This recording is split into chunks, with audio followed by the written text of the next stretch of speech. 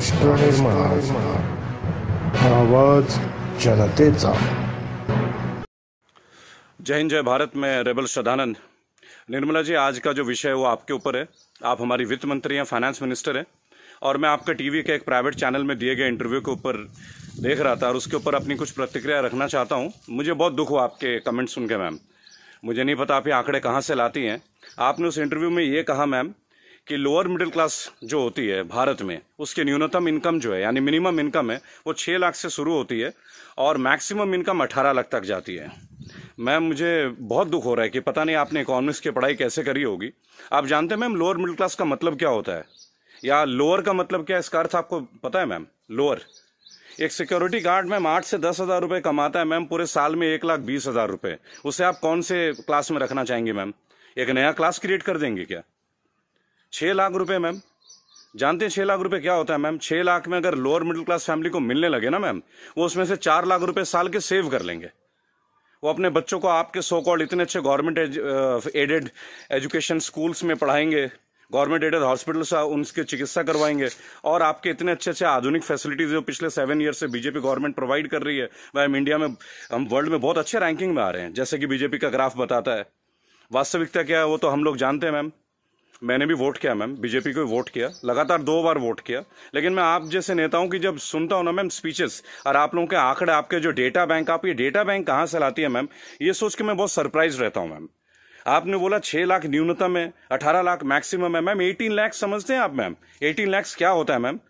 18 लाख तो मैम एक अच्छे खासे एमबीए का पैकेज नहीं है एनम में मैम, पर एनम का, वो भी टॉप इंस्टीट्यूट में पढ़ के।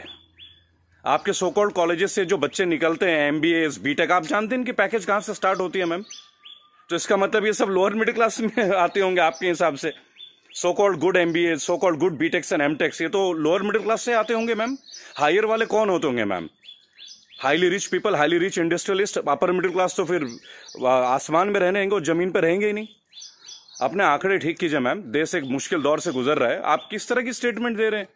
आपने उस दिन बोला मैं मुद्रा लोन में हमने इतने इतने लोगों को दिया, हमने उद्योग वालों को दिया, हमने बुनकरों को दिया। मैम, आपने किसको क्या दिया? पेपरों में दिया है क्या मैम? आपको मैं चैलेंज करता हूं Nirmala Sitharaman ji, I am officially challenging you ma'am. 100 youth लेके मैं आपके पास आने को तैयार हूं, जो ग्रेजुएट्स हैं, पोस्ट ग्रेजुएट्स। आप मुझे ये बताएं कौन से ब्रांच से आप उनको ये लोन देंगे मैम। मैं आपके पास ले आता हूं मैम, और मैं नतमस्तक हो जाऊंगा, क्योंकि जब आप 100 को देंगे, अगला 1 लाख यूथ मेरे साथ तैयार होगा मैम। केवल टीवी में आके ऐसे इंटरव्यूज मत दीजिए मैम। आप लोग अपने घरों में बैठ के थाली पीट रही हैं और आके अपने ये वक्तव्य सुना रहे हैं। अरे आप लोगों को अंदर आइए मैम, लोगों के बीच आइए। आपको तो अभी तक लोअर मिडिल क्लास फैमिली का डेफिनेशन नहीं मालूम है। और मैम, एक सवाल है मेरा आपसे और मोदी गवर्नेंस से। आप मुझे ये बताएं मैम कि राजनीति एक सेवा है या नौकरी है? मेरे स्पीचेस बेसिकली मैम कभी होते नहीं है, मैं लिख के कभी नहीं लाता ma'am.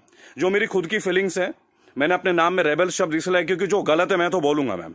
I have the right to express my views. आप मुझे ये बताएं मैम, पॉलिटिक्स, राजनीति, इज इट ये सेवा है मैम या नौकरी है? अगर सेवा है तो मैम आप लोग तनख्वाह मत लीजिए मैम, और पेंशन मत लीजिए। इतनी हाई सैलरी है आप लोगों की, इतनी फैसिलिटीज है मैम, टेलीफोन कॉल्स की फैसिलिटी, एसी की फैसिलिटी, बिजली की फैसिलिटी, ड्राइवर की फैसिलिटी, हाई क्लास ट्रेन की फैसिलिटी, फ्लाइट्स की फैसिलिटी, पेट्रोल की फैसिलिटी। मत लीजिए मैम। आप आइए, लोअर मिडिल क्लास फैमिली की तरह लाइफ को स्पेंड कीजिए अगर आप सेवा करना चाहती है मैम। और अगर ये नौकरी है मैम, पॉलिटिक्स, अगर राजनीति आप लोगों के लिए नौकरी है मैम, तो इसका कोई एजुकेशनल मापदंड होगा ना मैम, कोई एजुकेशन क्राइटेरिया तो होगा।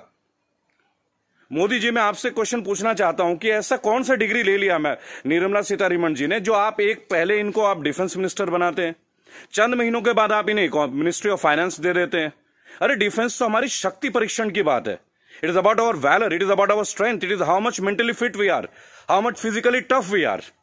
How can you give a position, both the position to same person? Are they eligible for the same post ma'am?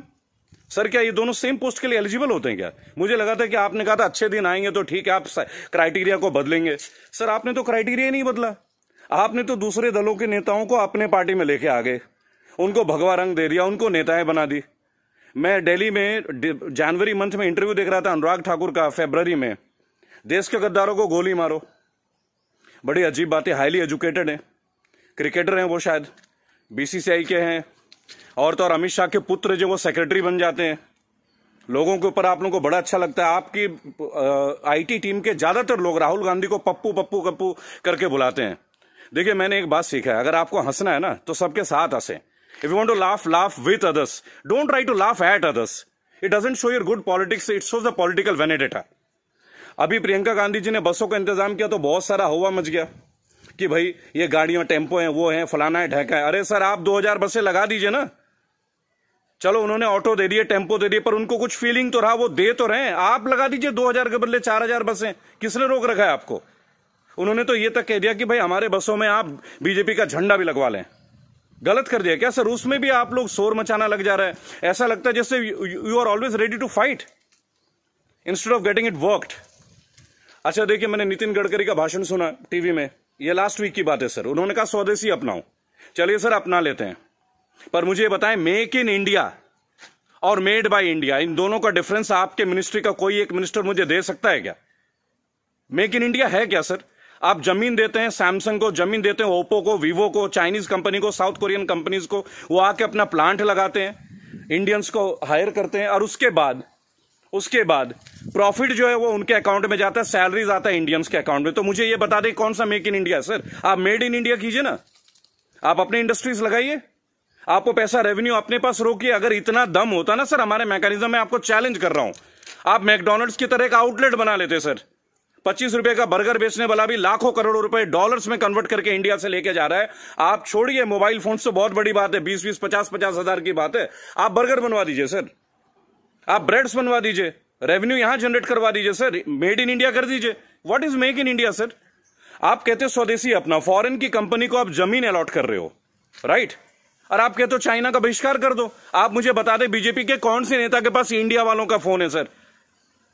और बीजेपी छोड़िए, किसी भी पार्टी, मैं यहां किसी और पार्टी का माउथ पीस नहीं हूं सर, क्योंकि मुझे देखा गया है, मैं देखता हूं ये चीज। अगर मैं आपके पॉलिटिकल किसी फेलियर के बारे में बात करूं तो लोग तुरंत बोलेंगे भाई ये तो कांग्रेस का आदमी है। It's very cheap sir, it sounds very cheap. ठीक है सर, आपसे पहले हमने कांग्रेस को भी वोट दिया, क्या गलत किया सर? गलत क्या किया भाई? जो मेजोरिटी में आएगा उसको तो वोट देंगे ना। मुझे ऐसा लगता है कि आप ऑपोजिशन को भी नहीं टिकने देते हैं।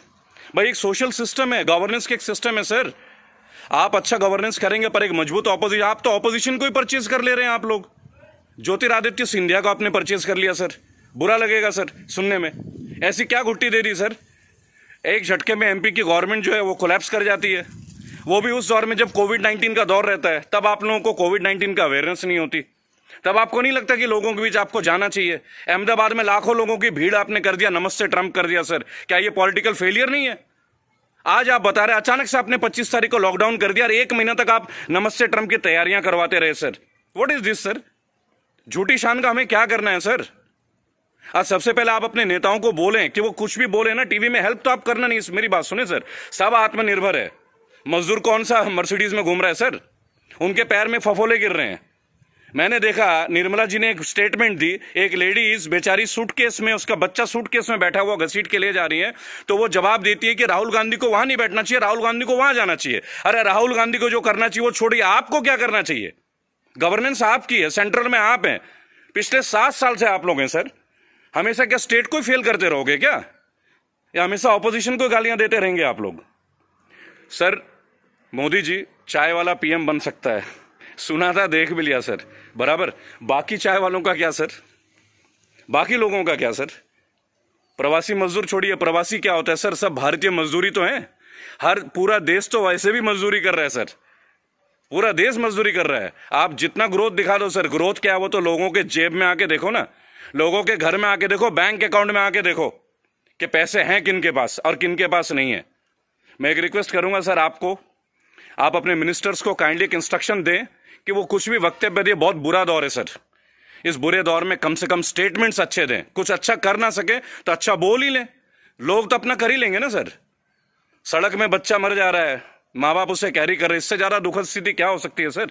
ये कोई पॉलिटिकल बात थोड़ी है। लेकिन मेरा एक सवाल हमेशा आपके साथ रहेगा सर, कि आप एक बात का जवाब जरूर दें, और जो भी लोग इस वीडियो को देख रहे हैं, अगर आपका संपर्क किसी भी पार्टी से है, कांग्रेस से है, समाजवादी पार्टी से है, तृणमूल कांग्रेस के लोगों से, कृपया मेरा वीडियो उन तक पहुंचाएं और उनको बोलें कि ऑपोजिशन इसलिए कमजोर है, केवल एक कारण है, क्योंकि इन पॉलिटिकल ग्रुप्स के जितने भी लोग होते हैं ना सर, जो सो कॉल्ड प्रदेश प्रवक्ता होते हैं, शायद वो बेहद कमजोर हैं। सांबित पत्र से कैसे बहस कर रहे हैं, मुझे खड़ा कीजिए सर। मैं बताता हूं संबित पात्रा से क्या बात करनी है, डेटा के साथ, स्मृति ईरानी के साथ बात करना है, मैं करूंगा सर। मैं उनसे पूछूंगा उनका क्या एजुकेशन क्वालिफिकेशन था जो उन्हें शिक्षा मंत्री बना दिया गया था।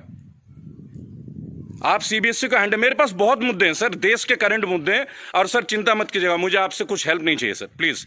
फाइनेंशियली मुझे आपसे कोई हेल्प नहीं चाहिए, आपकी पार्टी से तो कम से कम कुछ भी नहीं चाहिए।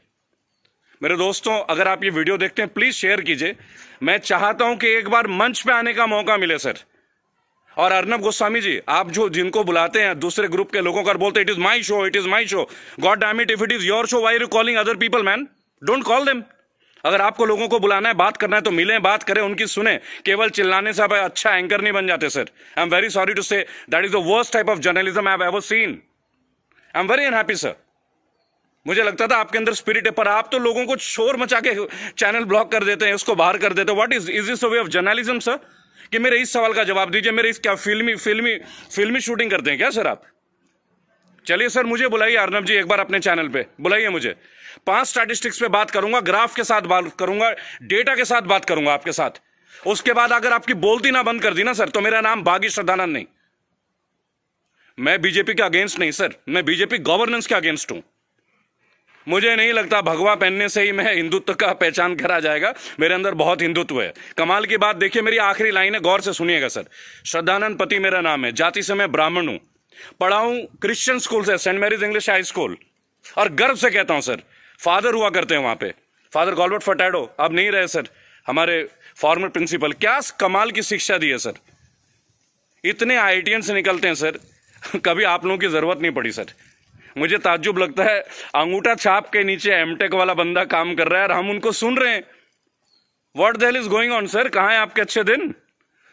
बुलाइए ना सर एक बार चैनल में। आपके जितने भी प्रवक्ता है ना सर, जितने भी प्रवक्ता है, अगर 10 मिनट का टाइम दे देना सर, उनकी बोलती बंद कर दूंगा। जय हिंद, जय भारत। मैं जानता हूं बहुत सारे लोग मेरे बातों से शायद नाराज हो, पर नाराज होना आपका काम है सर, मेरा नहीं। सही मुद्दे पे तो मैं बात करूंगा, जो नाजायज बात लगती है उसका तो मैं करूंगा सर। रेबल हूं तो रेबल की तरह पेश आऊंगा। जय हिंद, जय भारत। अगला मुद्दा 2 या 3 दिन के अंदर स्टैट्स के साथ आऊंगा सर। और मेरे दोस्तों, मैं दोबारा एक रिक्वेस्ट करता हूं, काइंडली अगर आप लोगों के पास कोई कॉन्टैक्ट है, मेरा वीडियो तमाम पॉलिटिकल ग्रुप्स के पास भेजें, एक मंच पे आने का मौका दें। इन्हें बताऊंगा सर, इन्हें बताऊंगा इन्होंने झारखंड के लिए क्या किया है, इन्होंने बंगाल के लिए क्या किया है, इन्होंने केरल के लिए क्या क्या, अरे उत्तर प्रदेश के लिए क्या क्या, वो भी बता दूंगा। हम भगवा में, उत्तर प्रदेश में सबसे महंगी बिजली हमारे यहां आती है। ये है ना अच्छे दिन।